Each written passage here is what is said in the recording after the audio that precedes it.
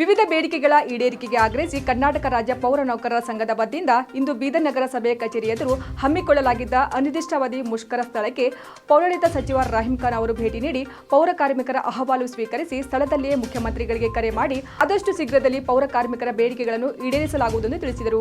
ನಂತರ ಮಾಧ್ಯಮಗಳೊಂದಿಗೆ ಮಾತನಾಡಿದ ಅವರು, ಪೌರ ಕಾರ್ಮಿಕರು ಮುಷ್ಕರ ಹಮ್ಮಿಕೊಂಡ ವಿಷಯ ತಿಳಿದ ಕೂಡಲೇ ಸ್ಥಳಕ್ಕೆ ಆಗಮಿಸಿ ಅವರ ಬೇಡಿಕೆ ಬಗ್ಗೆ ತಿಳಿದುಕೊಂಡೆ ಹಾಗೂ ಮುಖ್ಯಮಂತ್ರಿಗಳೊಂದಿಗೆ ದೂರವಾಣಿ ಕರೆ ಮೂಲಕ ಮಾತನಾಡಿದ್ದೇನೆ. ಆದಷ್ಟು ಬೇಗ ಮುಖ್ಯಮಂತ್ರಿಗಳೊಂದಿಗೆ ಮೀಟಿಂಗ್ ಕೂಡ ಅರೇಂಜ್ ಮಾಡಿದ್ದೇನೆ. ಈ ಸಮಸ್ಯೆ ನನ್ನ ಒಬ್ಬನ ವ್ಯಾಪ್ತಿಗೆ ಬರುವುದಿಲ್ಲ. ನಗರಾಭಿವೃದ್ಧಿ ಸಚಿವ ಭೈರತಿ ಬಸವರಾಜ್ ಹಾಗೂ ಬೆಂಗಳೂರು ನಗರಾಭಿವೃದ್ಧಿ ಸಚಿವ ಡಿಕೆ ಶಿವಕುಮಾರ್ ಅವರಿಗೂ ಸಂಬಂಧಪಟ್ಟಿದ್ದೇವೆ. ಆದ್ದರಿಂದ ಪೌರ ಕಾರ್ಮಿಕರ ಪರ್ಮನೆಂಟ್ ಮಾಡುವ ವಿಷಯವಾಗಿ 3 ಇಲಾಖೆ ಸಚಿವರು ಹಾಗೂ ಮುಖ್ಯಮಂತ್ರಿಗಳೊಂದಿಗೆ ಚರ್ಚಿಸಿ ಅವರ ಬೇಡಿಕೆ ಈಡೇರಿಸುವ ಕೆಲಸ ಮಾಡ್ತೀವಿ ಎಂದರು.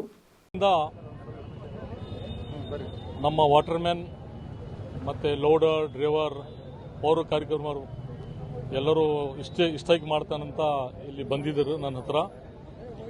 ನಾ ಹೀಗೆ ಮುಖ್ಯಮಂತ್ರಿ ಜೊತೆಗೆ ಮಾತಾಡಿದ್ದೇನೆ.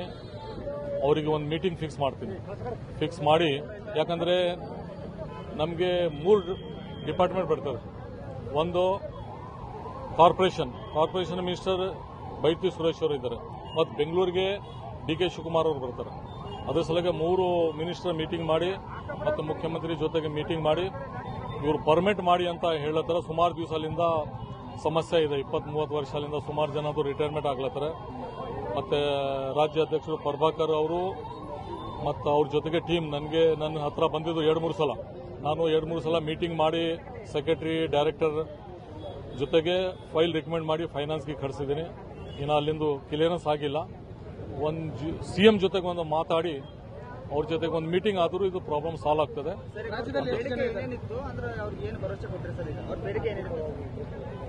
ಬೇಡಿಕೆ ಸುಮಾರಿದೆ ಅವ್ರದ್ದು. ಮೇನ್ 4-5 ಬೇಡಿಕೆ ಏನಿದೆ ಅಂದ್ರೆ ಅವ್ರಿಗೆ ಪರ್ಮಿಟ್ ಮಾಡಿ ಅಂತ ಹೇಳತ್ತಾರೆ.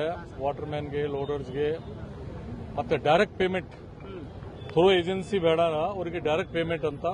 ಬೇರೆ ಸ್ವಲ್ಪ ಸ್ಮಾಲ್ ಇದೆ, ಇನ್ಶೂರೆನ್ಸ್ ಅದು. ಮತ್ತು ಮೇನ್ 3-4 ಇದೆ. ಅದ್ರ ಬಗ್ಗೆ ಸಿಎಂ ಜೊತೆಗೆ ಚರ್ಚೆ ಆದ್ರ ಮೇಲೆ ಫೈನಲ್.